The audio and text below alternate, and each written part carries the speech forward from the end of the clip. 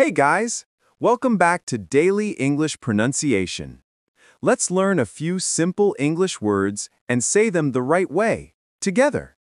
Ready? Let's go! All right, our first word is water.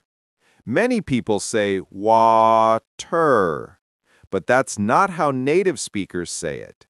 The letter T in the middle sounds soft, almost like a D. So instead of water, we say water. Easy, right? Say it with me.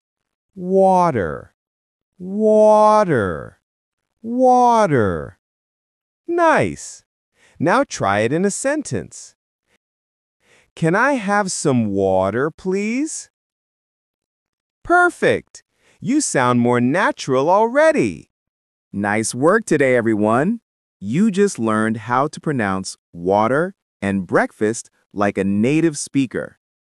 Keep practicing, say them 3 times every day, and you'll sound more fluent in no time. Don't forget to like, subscribe, and comment the next word you want me to teach. See you tomorrow on Daily English Pronunciation.